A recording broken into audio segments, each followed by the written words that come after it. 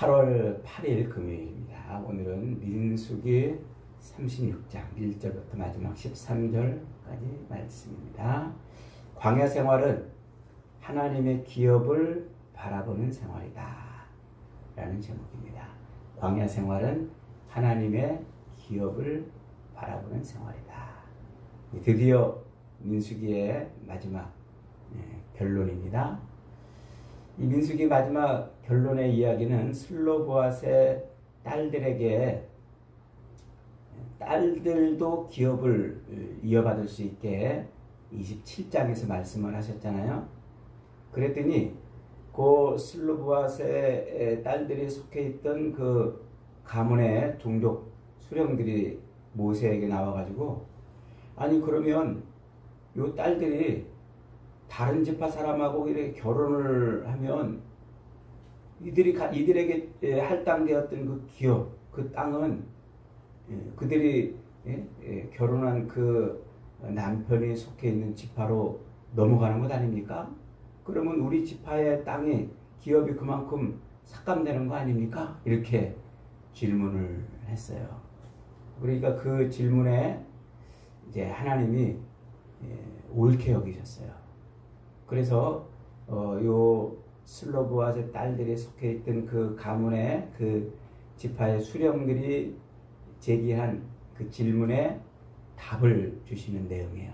이렇게 민수기가 이제 끝이 납니다. 민수기의 이 끝이고는 사실은 좀 생뚱맞은 그런 느낌도 있잖아요. 어저께 묵상했던 그 35장에 도피성 이야기로 민수기가 끝나면 야 정말 이제 광야 생활을 끝내고 가나안 땅에 대한 이 기대로 충만해질 수 있는데 뭔가 이 짧은 13절밖에 안 되는 요 내용으로 민수기를 지금 끝내고 있단 말이에요. 좀 생뚱맞고 좀 엉뚱한 그런 결론처럼 보이지만 이게 민수기의 가장 중요한 핵심적인 내용이에요. 그래서 민수기 결론을 이렇게 끝내는 겁니다. 자, 오늘 본문의 배경을 먼저 다시 한번 살펴봐야 돼요. 자, 오늘 본문의 배경은 이스라엘 백성들이 출애굽해가지고 이제 시내산 밑에서 모여서 언약을 체결했잖아요. 그리고 하나님이 그들을 젖과 꿀이 흐르는 땅, 가나안 땅을 하나님이 기업으로 주신다 그러시면서 그들에게 율법도 주시고 성막도 주시고 성막을 중심으로 출발하셨어요. 그래가지고 1년 6개월쯤 돼서 이제 가나안 땅에 들어갈 광야 생활을 끝내고 가나안 땅에 들어갈 그 가데스 바네아에 모아 놓으셨는데 그만 거기서 정탐꾼들의 잘못된 보고로 인해서 백성들이 하나님을 반역하잖아요. 그래서 그 하나님이 약속으로 주신 그 기업의 땅에 들어가지 않고 애국으로 돌아가자 이러면서 도리어 하나님을 반역해요. 하나님께서 그것에 진노하셔서 그 출애굽한 1세대들이 모두 광야에서 뼈를 묻을 수 있도록 38년 동안 광야를 헤매게 하셨어요.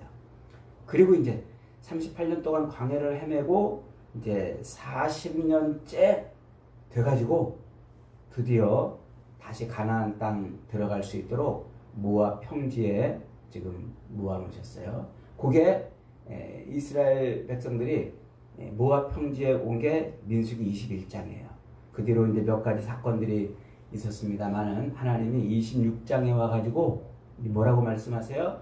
가나안 땅에 들어갈 준비를 하기 위해서 숫자를 헤아려라. 이게 민수기 26장이에요. 그래서 민수기 26장은 민수기 1장처럼 이제 숫자를 쫙 헤아렸어요. 각 지파별로 몇 명씩. 그렇게 숫자를 딱 헤아리고 나니까 27장에 딱 넘어오자마자 두 가지 사건이 있었죠. 하나는 느닷없이 슬로보앗의 딸들이 나와가지고 그렇게 얘기하는 거예요. 아니 아들들에게만 그 가나안 땅을 기업으로 나눠주고 우리 딸들에게는 안 주면 우리 아버지는 아들이 없이 딸들만 남겨놓고 죽었는데 그러면 우리 가문은 그 기업이 없는 거 아닙니까? 그럼 우리 가문은 우리 아버지의 그 가문은 이제 여기서 끝나는 겁니까? 이렇게 질문을 해요. 그러니까 하나님께서 모세를 통해서 그 딸들에게도 기업을 주라 이렇게 말씀하셨어요. 그래서 그 가나안 땅에 들어갈 때 그 딸들도 기업을 받을 수 있도록 만들어 놓으셨어요. 그랬더니 이번에 이제 또 무슨 문제가 생긴 겁니까? 그랬더니 요 슬로보아스의 딸들이 속해 있는 그 가문의 종족들이 또 문제를 제기하는 거예요. 아니 그러면 이 딸들이 다른 지파 남자들하고 결혼을 해서 가버리면 이제 그 딸들에게 주었던 그 기업이 다른 지파로 넘어가는데 그러면 우리 지파에게 배당했던 이 기업이 삭감되는데 이거는 어떻게 해야 됩니까? 라고 문제를 이제 제기하는 거예요. 이게 오늘 본문의 이야기예요. 그랬더니 하나님이 뭐라고 말씀하세요? 그 가문의 종족들의 그 문제에 대해서 이렇게 얘기를 해요. 그래 맞다. 슬로보아스의 딸들이 결혼을 하면 기업이 남의 지파로 넘어가니까 다른 지파 사람하고 결혼하면 남의 지파로 넘어가니까 슬로보아스의 딸들은 요 므낫세 지파 안에서만 결혼하도록 해라. 이렇게 결론을 내려준 거예요. 그러면 이 슬로보아스의 딸들에게 주었던 그 기업이 다른 데로 이제 다른 지파하고 결혼해서 넘어가는 일을 방지하게 되는 거죠. 그랬더니 슬로보아스의 딸들이 싫어요. 우리 그러지 않을래요. 우리 결혼은 내 맘대로 하는 거지.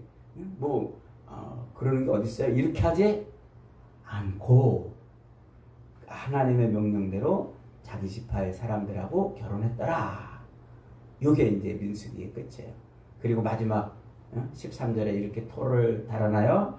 하나님께서 여리고 맞은편 요단강가 모압 평지에서 모세를 통하여 이스라엘 자손에게 말씀하신 명령과 규례, 계명과 규례니라. 요게 광야 생활의 계명과 규례였다 이 말이에요. 자, 이스라엘 백성들에게서 이 광야 생활은 딱 두 가지 이야기밖에 없어요. 하나는 출애굽한 1세대가 가나안 땅에 들어가지 않고 광야에서 헤매고 죽었다는 이야기와 그리고 다시 그 광야에서 죽은 그 1세대들 뒤로 새로운 세대가 일어나서 그 새로운 세대는 가나안 땅에 들어갈 준비를 마쳤다. 자, 이 두 세대 이야기가 바로 이 민수기 이야기인데 그 두 세대의 가장 큰 차이는 뭐예요? 출애굽 세대는 하나님의 약속의 땅 앞에까지 가놓고는 그 기업, 하나님이 주신 그 기업을 거절하고 광야로 다시 돌아왔다는 얘기예요. 그런데 광야에서 태어난 요 다음 세대, 출애굽 다음 세대는 뭐 했다는 거예요? 그 가나안 땅을 보지도 못했어요. 이들은 가보지도 못했고 그저 그냥 부모들로부터 하나님이 그 땅을 우리에게 주신다 그랬더라. 그 땅 젖과 꿀이 흐르는 그 땅을 우리에게 기업으로 주신다더라 라는 이야기만 듣고 그 땅을 향해서 광야 생활을 지나온 세대예요. 그래서 그 광야 생활을 지나온 그 세대, 가나안 땅을 보지도 못한 그 세대가 어떻게 했다고요? 가나안 땅을 직접 눈으로 보았던 그 세대는 그 기업을 얻으려고 들어가지 않고 돌이켰지만 가나안 땅을 보지도 못한 요 세대는 그 기업을 달라고 하나님 앞에 졸랐다는 거잖아요. 그래서 하나님이 그 기업을 주셨다는 거예요. 그리고 그 기업이 다른 데로 넘어가지 않게 지켜달라고 요구했더니 하나님이 그렇게 하셨다. 이게 지금 민수기의 이야기예요. 그러니까 이 광야로 쏟아져 나온 이 두 세대 이야기를 통해서 말하고 싶은 게 뭡니까? 하나님이 주신 약속하신 그 젖과 꿀이 흐르는 그 기업을 한 세대는 눈으로 보고도 그것을 얻으려고 하지 않았지만 광야에서 태어난 세대는 눈으로 보지도 못했는데 그것을 얻으려고 애를 썼다. 그 얘기를 지금 하고 있는 거예요. 그래서 민수기는 바로 이 두 이야기를 하기 위해서 장황한 설명을 지금 하고 있는 것입니다. 그러니까 이 광야에서 이스라엘 백성들의 그 삶의 이야기는 곧 무슨 이야기입니까? 한 세대는 그 기업을 향해서 갔다가 광야로 다시 돌이켜왔지만 다른 세대는 그 기업을 향해서 끝까지 나아갔다. 이것을 지금 말하려고 그러는 것이죠. 그래서 민수기는 바로 요 새로운 세대 이야기, 26장에서 새로운 세대 인구를 다 헤아리고 그 새로운 세대의 첫 번 이야기를 슬로보아스의 딸들의 기업을 달라는 이야기로 시작해서 다시 슬로보아스의 딸들의 기업을 잃어버리지 않으려고 하는 그 이야기로 이렇게 마무리하는 거예요. 그래서 다음 세대, 광야에서 태어난 다음 세대는 다음 세대의 첫 이야기 단추가 뭡니까? 하나님의 기업을 얻으려고 했던 그 이야기와 하나님의 기업을 지키려고 하는 그 이야기로 이렇게 마무리하는 거예요. 그래서 이렇게 인크루즈 기법이라고 그러죠. 수미상관법이라고. 그러니까 민수기의 이야기는 바로 이 이야기를 하고 싶어서 그래서 지금 출애굽 세대와 광야 세대를 비교해서 설명을 하고 광야 세대는 요 기업, 하나님의 기업을 얻으려고 애를 썼고 지키려고 몸부림을 쳤다. 그런 얘기를 하고 있는 거예요. 그래서 이 광야 생활은 뭐라는 거예요? 한마디로 광야 생활은 하나님이 약속해 주신 그 약속을 따라 약속을 향해 그 가나안 땅 믿음으로 그 기업을 향해서 가는 생활이다. 이게 광야 생활이라는 거예요. 이게 민수기의 결론인 거예요. 한번 따라합시다. 광야 생활은 하나님의 기업을 바라보고 나가는 생활이다. 그러니까 출애굽 세대는 그 가나안 땅을 향해서 그 기업을 바라보고 갔지만 그러나 그 문 앞에서 그만 그 기업을 붙들지 않고 돌이켜 돌아왔는데 광야에서 태어난 다음 세대는 그 기업을 끝내 얻었다. 이것이에요. 이게 바로 출애굽 세대인 세대가 얻지 못한 그것을 광야 세대는 얻었다는 거예요. 이게 히브리서 11장 1절에 말하는 믿음의 정의 아닙니까? 믿음은 바라는 것들의 실상이요 보지 못하는 것의 증거라. 그러니까 출애굽 세대는 믿음으로 가지 못했고 다음 세대는 믿음으로 갔다는 거예요. 출애굽 세대는 눈으로 봤음에도 불구하고 그것을 얻지 못했는데 광야 세대는 보지 못했는데도 믿음으로 그것을 얻었다. 이게 바로 광야 생활을 말하고 싶은 겁니다. 사랑하는 여러분, 우리는 지금 광야 생활을 살아가는 성도들이에요. 그래서 출애굽, 이스라엘 백성들이 애굽에서 출애굽, 어린 양의 피로 출애굽 했듯이 우리는 예수 그리스도의 피로 이제 출애굽, 그래서 구원받았잖아요. 그런데 금방 광야로 금방 들어가지 못하고 이 광야를 통과해야 가나안 땅에 가듯이 우리도 남은 육신의 삶을 마쳐야 가나안 땅에 들어가는 거예요. 그래서 그 남은 육신의 삶을 사는 요 기간을 지금 성경은 우리에게 뭐라고 말해주고 싶은 거라고요? 요게 광야 생활이다. 이렇게 말하고 싶은 거예요. 요게 광야 생활. 출애굽한 이후에 가나안 땅까지 가기까지의 그 여정이 광야 생활인데 우리가 예수 그리스도를 나의 주로 아멘 하고 믿는 그 순간부터 완전한 천국에 들어갈 때까지 요 남은 육신의 삶이 광야 생활이다. 그러니까 요 광야 생활은 뭐 하는 생활이란 말이에요? 하나님의 기업을 바라보는 생활이란 말이에요. 하나님이 약속해 주신 그 가나안 땅을 바라보고 가는 생활이란 말이에요. 그래서 하나님께서 우리에게 말씀해 주신 그 약속을 따라서 믿음으로 그렇게 가는 생활이라는 거예요. 그래서 민수기가 말하고 싶은 요 기업, 하나님의 이 기업은 뭘로 얻는다? 믿음으로 얻는다는 거예요. 믿음으로.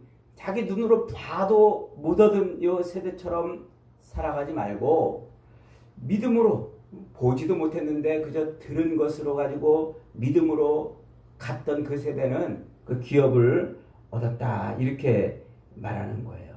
그래서 예수님께서 이렇게 말하잖아요. 내 아버지께 복을 받을 자들이여 나와 창세로부터 너희를 위하여 예배된 나라를 상속받으라.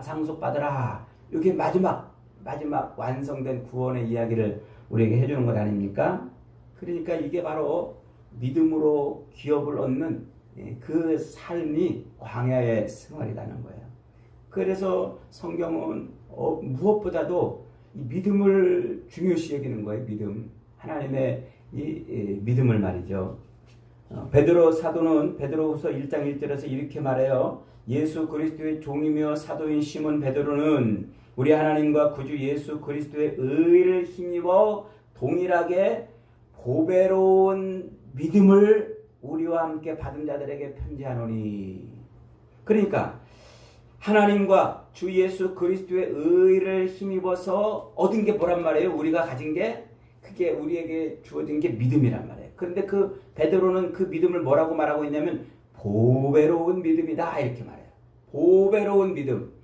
보배로운 믿음이라는 말은 그 어떤 것과 견주어도 전혀 가치가 떨어지지 않는 그런 믿음이라요. 그 무엇과도 비교해가지고 전혀 가치가 떨어지지 않는 그런 믿음. 그러니까 믿음은 세상의 그 어떤 것과도 비교해서 절대로 가치가 떨어지지 않는 거예요. 이 믿음을 붙들고 살으라는 거예요. 믿음을 붙들고. 그래서 사도 바울은 디모데후서 4장 7절에서 그렇게 말하잖아요. 나는 선한 싸움을 싸우고 나의 달려갈 길을 마치고 믿음을 지켰으니 그래요. 선한 싸움을 싸우고 나의 달려갈 길 그게 뭐예요? 그게 남은 인생 광야의 삶. 그 광야의 삶에 그가 붙들고 지킨 게 뭐란 말이에요? 믿음이란 말이에요. 믿음. 그래서 하나님과 주 예수 그리스도를 통해서 얻은 그 믿음을 지키고서 자기 인생 달려갈 길을 끝냈다는 말이에요. 그래서 믿음은 어떻다는 거예요? 모든 걸 다 잃어버려도 믿음을 잃어버리지 말아라는 거예요. 그 어떤 것과도 비교해서 가치가 떨어지지 않는 이 믿음을 붙들고 믿음을 지키고 나가는 것이 광야 생활이고 이게 남은 인생의 삶이라는 거예요. 그래서 믿음은 모든 것을 다 잃어버려도 결코 잃어버려서는 안 되는 것이고 모든 것을 다 빼앗기면 안 되는 것이 믿음이라고 지금 말하고 싶은 거예요. 슬로보아스의 딸들이 그 인생사에서 가장 중요한 결혼이라는 문제까지도 어떻게 했다고요? 자기들 원하는 대로, 자기들 바라는 대로, 자기들 욕망대로 하지 않고 하나님의 명령에 따라서 결혼을 그렇게 했다는 거예요. 뭐 때문에? 그 기업을 지키려고 그랬다는 거예요. 기업을. 그러니까 하나님의 기업을 결혼보다도 더 소중하게 여긴 거예요. 하나님의 기업을 인생의 가장 중요한 그 결혼보다도 더 가치 있는 것으로 여겨서 이 기업을 놓치지 않으려고 하나님의 명령에 순종하며 그렇게 광야의 마지막 끝자락에까지 왔다는 거예요. 그래서 성도는 광야의 삶을 살아가는 성도는 하나님의 이 기업을 세상에 있는 어떤 것보다도 더 가치 있는 것으로 여기고 귀하게 여겨야 된다. 이게 믿음이 아니고서는 불가능한 일이죠.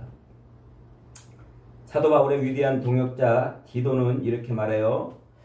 디도서 1장 3절로 7절에서 우리도 전에는 어리석은 자여 순종하지 아니한 자여 속은 자여 여러 가지 정욕과 행락에 종노릇한 자여 악독과 투기를 일삼은 자여 가증스러운 자여 피차 미워한 자였으나 그런 사람들이었는데 하나님이 자기 아들을 통해서 우리를 구원해가지고 우리로 말미암아 이제 어떻게 하나님의 기업을 상속받는 상속자가 되게 하셨으니 이렇게 말해요. 그러니까 예수 그리스도를 자기 구주로 영접한 사람은 뭐가 되는 거예요? 상속자가 됐단 말이에요. 무슨 상속자? 자격도 없는데, 슬로보아스의 딸들이 자격도 안 되는데 기업을 상속해 준 것처럼 우리도 그렇게 자격도 안 되는데 하나님이 예수 그리스도로 말미암아 기업을 상속받는 자격을 주셨으니, 상속자가 되었으니, 그랬으니 어떡하란 말이에요? 그 상속을 온전히 누리는 거기까지 가야 된다.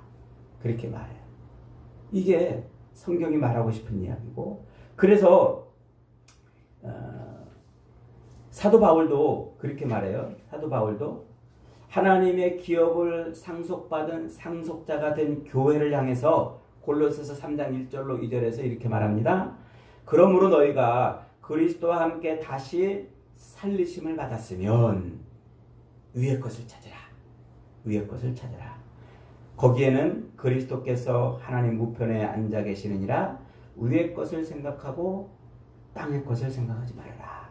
그 위의 게 뭐예요? 그게 기업이란 말이에요.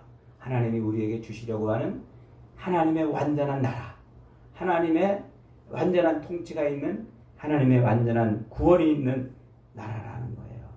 그러니까 남은 육신의 삶, 이 광야의 삶은 무엇을 바라보고 사는 삶? 오직 하나님의 기업을 바라보고 사는 삶. 그리스도 예수를 통하여 우리에게 주신 이 믿음을 가지고 기업을 바라보고 사는 삶. 이게 광야의 삶이란 말이에요. 광야의 삶. 여러분은 지금 이 광야의 삶에서 무엇을 바라보고 있습니까? 무엇에 집중하고 있습니까? 늘 목마르다고 원망하고 불평했던 이스라엘 백성들처럼, 고기가 더 먹고 싶다고 불평했던 백성들처럼, 하나님의 약속의 땅보다는 애굽을 더 그리워하고 그렇게 살았던 이스라엘 백성들처럼 혹시 우리도 그렇게 살고 있지는 않습니까? 성도가 광야를 살아갈 이유는 이 광야의 뼈를 묻기 위해서 광야를 살아가는 것이 아니라 이 광야를 믿음을 가지고 통과하기 위해서 살아가는 거예요.